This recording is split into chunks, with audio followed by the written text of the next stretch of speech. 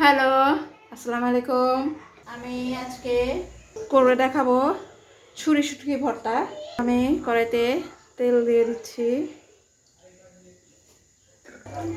দিয়ে দিব ছুরি শুটকিগুলো আমি ছোটো ছোটো করে কেটে নিয়েছি।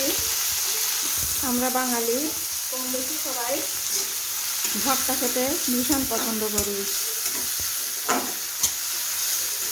এটাকে আমি হালকা একটু তেলে ভেজে নেব, জাস্ট 2-3 মিনিটের জন্য। এখন আমি এখানে দিয়ে দেব রসুন, পেঁয়াজটা আমি মোটা মোটা করে কেটে নিয়েছি। আমি সবসময় ভর্তার পেঁয়াজ এবং রসুন একটু মোটা করে কেটে নিই। আমি এখানে আরেকটু পেঁয়াজ দেব। ভর্তা মানেই পেঁয়াজ রসুন। দিয়ে দিচ্ছি পরিমাণ মতন লবণটা পরে লাগলে আমি আর একটু দিব। দিয়ে দেব 4-5টা কাঁচামরিচ,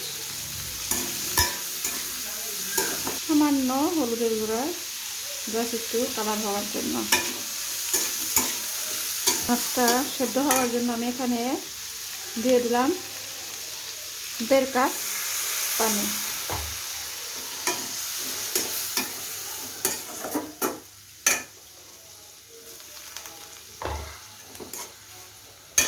এটাকে আমি ঢেকে দিলাম। ভাজা কেমন হলো সেদ্ধ। পেঁয়াজ রসুন সুন্দরভাবে সেদ্ধ হয়ে গিয়েছে। এখন আমি আর এটাকে ঢেকে দেব না, এভাবেই জালে ফুটিয়ে নেব। দিয়ে দিচ্ছি 1 চা চামচ সরিষার তেল।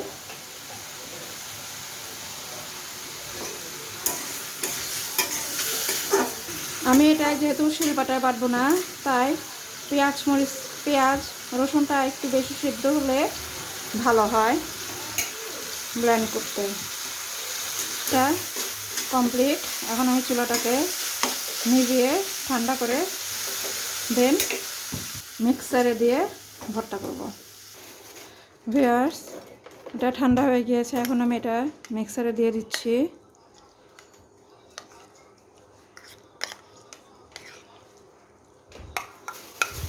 শিলপাটায় বাটার ঝামেলা ছাড়া সহজেই এই ভর্তাটা করা যায়। দিয়ে দিচ্ছি আমি 1 চামচ চিলি ফ্লেক্স। গাইস, আমি শুকনো মরিচগুলো ভেজে মিক্সারে হাফ গুঁড়ো করে আর কি রেখে দেই, মানে যখন তখন যে কোনো সময় আমরা যাতে ভর্তা করে খেতে পারি। আমরা অনেক সময় ভর্তা করতে গেলে তখন 2-1টা করে মরিচ ভেজে নিতে হয়। এতে করে সময়ও নষ্ট হয়, আর অনেকে এটাকে ঝামেলা মনে করে। তাই আমি এটাকে এভাবে করে রেখে দেই। আপনারা এটা এভাবে গুঁড়া করে কাচের এয়ারটাইট কোনো জিনিসে রেখে দিতে পারেন, এমনিও রাখতে পারেন, অথবা একটু সরিষার তেল দিয়েও রাখতে পারেন। এতে স্বাদের কোনো হেরফের হবে না, জিনিসও ভালো থাকবে। ভিউয়ার্স, হয়ে গিয়েছে আমার